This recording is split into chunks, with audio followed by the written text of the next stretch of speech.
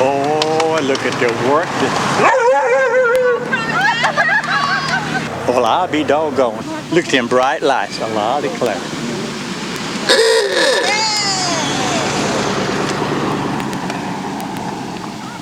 Oh, yeller. The color yeller and it yell like one. I don't mind this rain at all as long as they keep coming by. I'm staying here.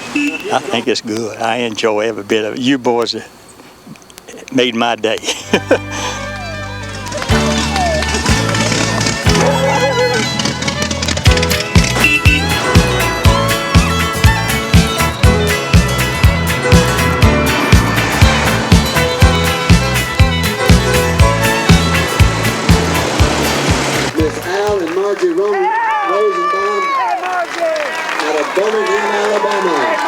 Solid dogs right here. Give them a great big hand. Give them a great big hand. One of the most unbelievable stories in a great race this year. A couple of great guys from Bernardino, California.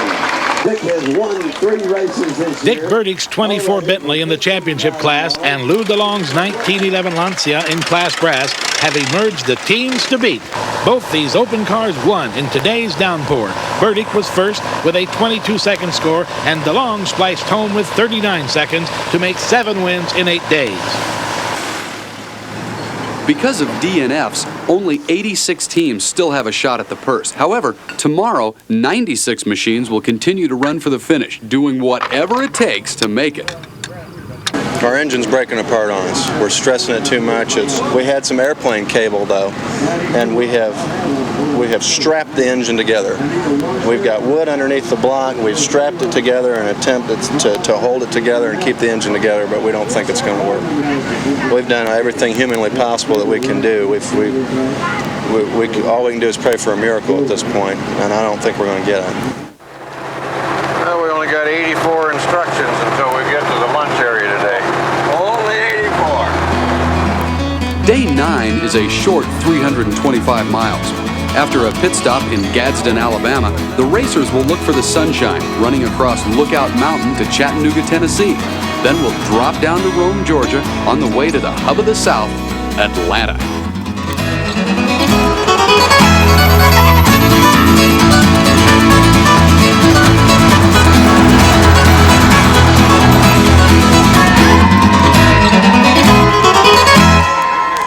Choo-choo watching a rain-soaked crowd enjoying over 100 antique and vintage cars as they make one of several pit stops on their way from Disneyland, California to Disney World, Florida. It's the 5th annual Great American Race, and if you like classic autos, come on out to the Choo-choo. For 1370 WDEF. Navigated by Elliott Woodward. The rain affects the driving a little bit. You end up having tires get colder in the rain, so they get slightly smaller in diameter, and hence you go just a little bit slower, and you have to make that kind of an adjustment. In the rains we've been having, you have a very hard time seeing. Doesn't matter very much. It passes over your head. You know, we're used to this sort of thing. It's just the distance that's rather greater than we're used to. I found myself hanging out on the other side of the windshield because I can see a little better, and it's very difficult. You just have to go. You end up going slow. You slow down. You miss signs. You do a lot of guessing. You know, it's tough. We got to sort it out, as the Brits say.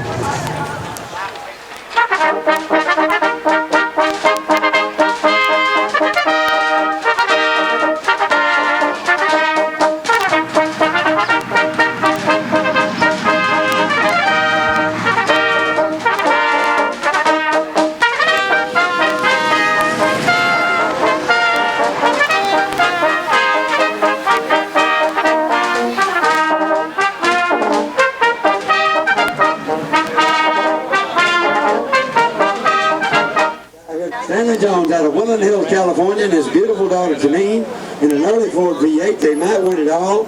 As a rookie last year, she was only 4 seconds away from $100,000.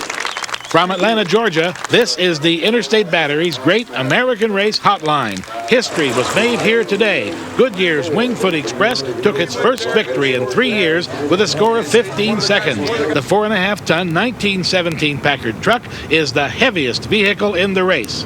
Ed, you actually won a day. How'd you do it? That's what they tell me. I can't believe it. Pushing a 5-ton truck up those hills with a small 4-cylinder engine. It's fantastic. Great. I'm numb. Hemmings, the Bible of the old car. I'll be right here waiting at 19. The Hemmings Motor News team was very close behind at 17 seconds, while Dick Burdick finished third with a 24. There are only 2 days left in the Great American Race, but for two bastions of this event and for automotive history, it's 2 days too many. The 1909 Stanley Steamer, the first steam car to ever try this coast-to-coast event, has already had to pack it in because of mechanical difficulties. And the other perennial focal point of this race, the 1912 American LaFrance fire truck, is also done. 5 years of miracles have finally come to an end. What are your personal feelings about having to finally, I mean, after so much, after 5 years of always coming through, what are your feelings personally?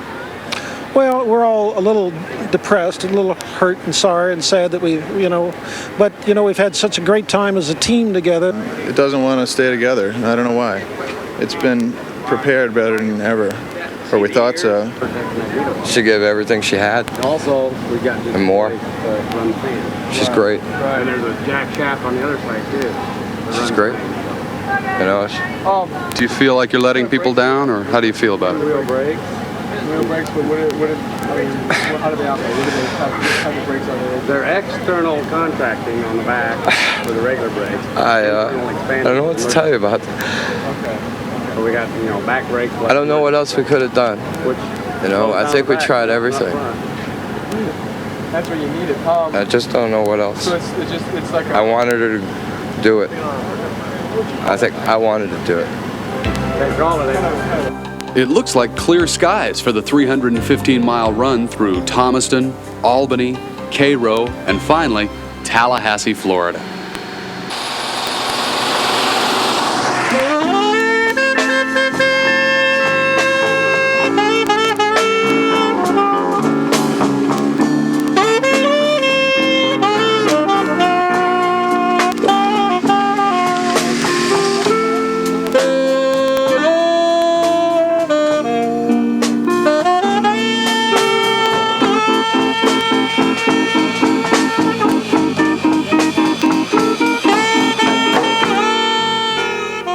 Goodyear's Wingfoot Express, a 1917 Tiger truck driven by Mr. Ed Loudermilk. Look at that guy, he's sweating. Put your hands together. From Petersburg, Florida, the Wrinkle City Racers.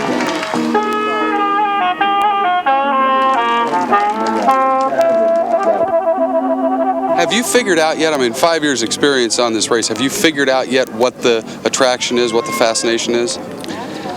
I think it's the cars. I think it goes back to the craftsmanship, the endurance, the durability of these things. They're unique. This is something that this country has a heritage of cars. We want a seat. We want a seat for our seat and a wheel in front of us, and that's part of our independence, I think. This is Michael Best for WGRA, your local great race station in Cairo. These classic automobiles are rolling in one after the other, and the local folks have really turned out with an overwhelming show of support and good old Southern hospitality. Come on to downtown Cairo. It's the Position today, he won $5,000.